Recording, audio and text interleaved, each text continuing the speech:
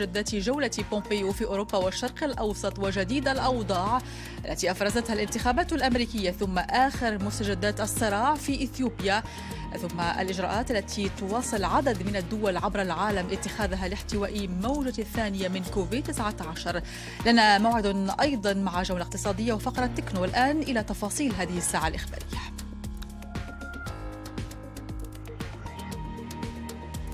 الرئيس الأمريكي المنتخب جو بايدن يركز على تشكيل فريق البيت الأبيض وسط تعثر مساعي دونالد ترامب القانونية. وبومبيو في زيارة إلى اسطنبول تركز على الحريات الدينية وتستثني لقاء المسؤولين الأتراك. إثيوبيا تواصل عملياتها العسكرية وتقول إنها نفذت عمليات دقيقة خارج ميكيلي عاصمة إقليم تيغراي. والأمم المتحدة تؤكد أن أزمة إنسانية واسعة النطاق ترتسم على الحدود الإثيوبية السودانية. وسباق معظم للتوصل إلى لقاح فعال لوباء كورونا. ميركل تعبر عن قلقها من الوباء، ومنظمة الصحة العالمية ترحب بالإعلان عن لقاح موديرنا وتصفه بالخطوة المشجعة.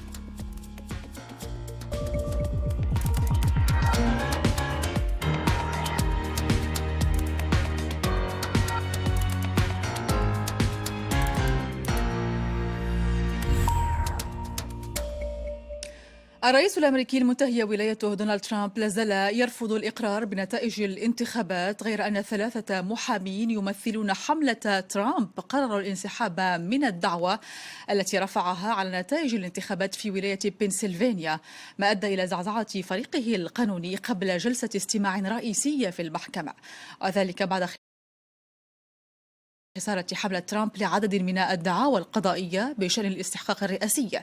في الأثناء تعهد مستشار الرئيس الأمريكي للأمن القومي روبرت أوبراين بانتقال سلس للسلطة إلى إدارة جديدة يقودها الرئيس المنتخب جو بايدن، قائلا: إذا تأكد فوز الثنائي بايدن وهاريس، ومن الواضح أن الأمور ذاهبة في هذا الاتجاه حاليا، سيحصل انتقال احترافي للغاية في مجلس الأمن القومي، وفق تعبير أوبراين.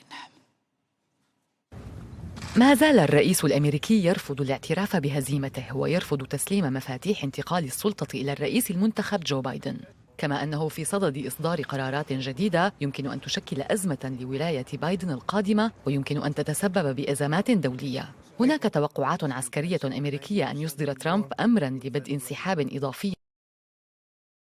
للقوات الأمريكية من أفغانستان والعراق قبل مغادرته منصبه في 20 من كانون الثاني يناير، حيث أصدر البنتاغون إشعاراً حسب وسائل إعلام أمريكية لبدء التخطيط لخفض عدد القوات الأمريكية إلى 2500 جندياً في أفغانستان، والعدد نفسه في العراق أيضاً بحلول منتصف كانون الثاني يناير، وهو أمر يتعارض مع توصيات القادة العسكريين لحساسية الوضع الحالي في البلدين.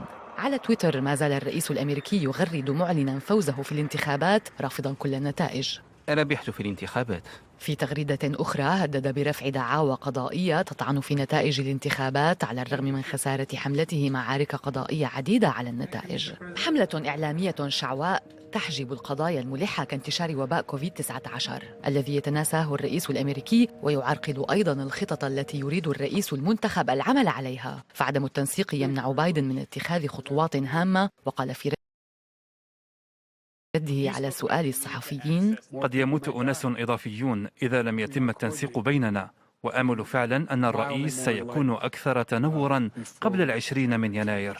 مستشار ترامب للأمن القومي أكد أنه سيضمن انتقال السلطة بطريقة احترافية لفريق بايدن، وذلك في حال اعتبار بايدن فائزا في الانتخابات الرئاسية. في هذه الأثناء تبقى حملة ترامب على مساعيها لإيجاد خروقات في عمليات التصويت أو العد أو في دستورية الانتخابات بشكل عام. وانسحاب متسرع لحلف شمال الأطلسي من أفغانستان سيكون ثمنه باهظا جدا، هذا ما قاله الأمين العام لحلف الأطلسي ردا على تصريحات ومواقف قد يتخذها الرئيس الأمريكي الحالي أو المنتهية ولايته دونالد ترامب. قال متحدث باسم الحكومة الإيرانية علي ربيعي إن أي تحرك أمريكي ضد إيران سيقابل برد ساحق كما قال، وذلك ردا على تقارير عن أن الرئيس الأمريكي دونالد ترامب سأل عن خيارات مهاجمة موقع النووي إيراني الأسبوع الماضي. وكانت صحيفة نيويورك تايمز قد كشفت عن أن مستشار ترامب أقنعوه بعدم المضي قدما في تنفيذ ضربة خشية نشوب صراع أوسع. والآن نصل إلى فقرة وقفة مع الحدث مع عبد الله العالي محرر الشؤون الدولية بقناة فرانس 24. نتطرق فيها إلى خطة الولايات المتحدة بشأن التعامل مع إيران أثناء الأسابيع الأخيرة من ولاية الرئيس الحالي دونالد ترامب. عبد الله أهلا بك. أهلا وسهلا. بداية يعني تحدثت التقارير عن خيارات ترامب توجيه ضربة عسكرية إلى إيران أو موقع نووي إيراني، يعني بالتالي هل هناك عدول عن هذه الضربة أو ربما تغيير في سياسة الرئيس الأمريكي؟ لا، الواقع وأن التقارير الإعلامية الأمريكية تحدثت فعلا عن ما جرى خلال اجتماع عقد يوم الخميس الماضي في البيت الأبيض، وخلال هذا الاجتماع الذي حضره عدد كبير من المسؤولين الكبار في الإدارة الأمريكية الحالية، استمزج الرئيس دونالد ترامب آراء الحاضرين بشأن الرد المناسب على إعلان الوكالة الدولية للطاقة الذرية عن زيادة مخزون إيران من اليورانيوم المخصب بنسبة تتجاوز ضعف النسبة المسموح بها حسب الاتفاق النووي مع إيران 12 مرة.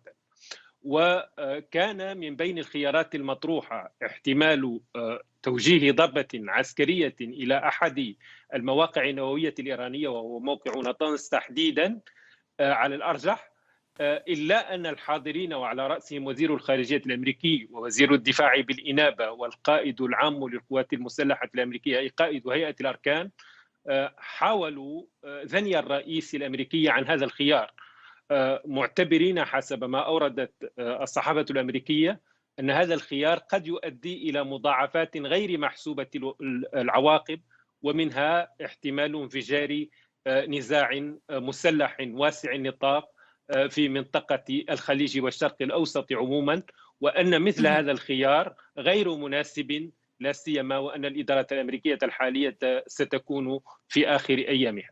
نعم عبد الله، بالتالي ربما آتي إلى هذا السؤال الذي كنت أرغب بسؤاله، هل ربما العدول عن هذه الضربة العسكرية يعني التخلي عن التصعيد ضد إيران؟ أبدا لا يعني ذلك إطلاقا، لأن إدارة الرئيس الأمريكي توعدت بأنها قبل أن تنصرف من الحكم ستقوم باتخاذ عقوبات اقتصادية وإجراءات عقابية إضافية على السلطات الإيرانية وعلى حلفائها الإقليميين أيضا، وهي ماضية قدما في هذا الاتجاه.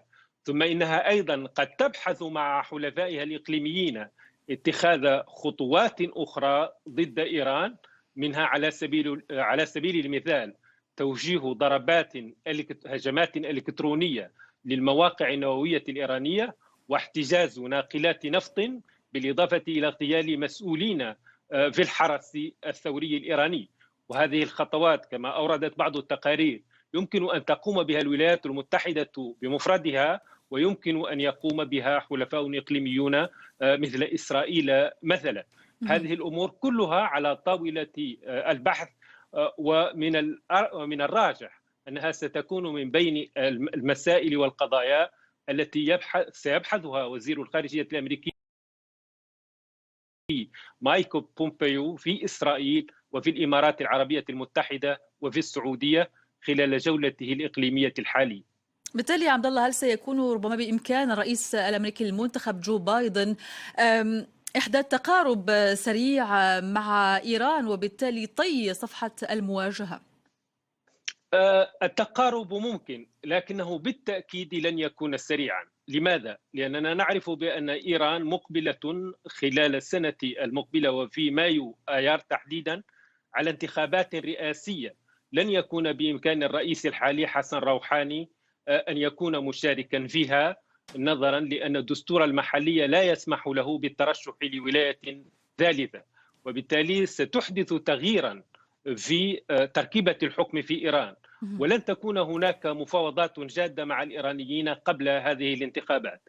ينضاف إلى ذلك أن الرئيس الأمريكي الديمقراطي جو بايدن أيضا سيضع شروطا أخرى، بمعنى أنه سيطلب من الإيرانيين التقيد الكامل ببنود الاتفاق النووي الإيراني كما تم التوقيع عليها عام 2015، لكنه سيطلب منهم أكثر من ذلك أن يتوقفوا عن تطوير برنامجهم الصاروخي البالستي، وأن يقيدوا أيضا ويخففوا من توسعهم وتدخلهم في بلدان في منطقة الشرق الأوسط كالعراق ولبنان واليمن وسوريا تحديدا، وهي أمور سيكون من الصعب على الإيرانيين قبولها في البداية، وبالتالي ستستغرق المفاوضات وقتا طويلا قبل أن يتم التوصل إلى تقارب حقيقي بين واشنطن وطهران.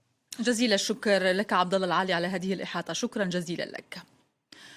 يواصل وزير الخارجية الأمريكي مايك بومبيو جولته في أوروبا ومنطقة الشرق الأوسط. بومبيو يزور اليوم اسطنبول، زيارة تركز على الحريات الدينية من دون أن تتضمن أي لقاءات مقررة مع المسؤولين الأتراك، رغم تأكيد أنه يريد إقناعهم بوقف تحركاتهم العدائية كما قال.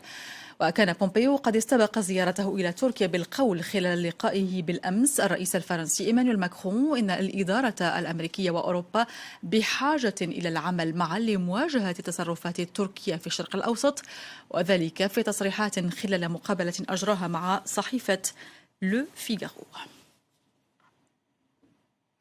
ينضم إلينا الآن من اسطنبول أستاذ طه عودة أوغلو، الباحث في الشأن التركي والعلاقات الدولية.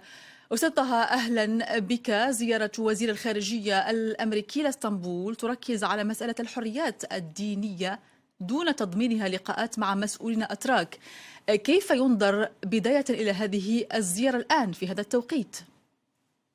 نعم، في مساء الخير لك وللسادة المشاهدين. يعني من دون شك الزيارة كما تفضلت هي زيارة دينية بالدرجة الأولى وغير سياسية، لا تشمل أي لقاءات مع سياسيين إن كانت مع الرئيس التركي أو مع حتى وزير الخارجية التركي. في البداية هي أحدثت نوع من التوتر في العلاقات ما بين البلدين، وخاصة بعد طلب الوزير التركي بعقد اجتماع معه، لكنه رفض لقاءه في أنقرة وطلب منه المجيء إلى إسطنبول. على كل الأحوال هذه هي الزيارة تعتبر في نهاية فترة حكم وزير الخارجية الأمريكي وإدارة الرئيس ترامب الحالي. نقطة أخرى هناك، يعني سبقت هذه الزيارة تصريحات لافتة للغاية من وزير بومبيو فيما يتعلق بانتقاد أو توجيه انتقادات لاذعة لأنقرة وجهها من فرنسا خلال لقاء مع الرئيس الفرنسي ماكرون. كل هذه هي إشارات واضحة على أن مسلسل التوتر ما بين البلدين ما زال مستمرا ما بين أنقرة وواشنطن. وخاصة طه، الرئيس التركي رجب طيب أردوغان بعد أن تريث هنأ الرئيس الأمريكي المنتخب جو بايدن بفوزه. إلى أي مدى قد يكون هذا الأمر سببا في برنامج زيارة بومبيو الذي استثنى لقاء أردوغان ووزير الخارجية؟ أنا لا أعتقد لها علاقة بهذا الموضوع. نعم، تركيا كانت هي تفضل مجيء أو عودة ترامب، ولكنها هي انتظرت كما تفضلت وهنأ الرئيس أردوغان بايدن ب يعني الإدارة الجديدة بفوزه في هذه الانتخابات.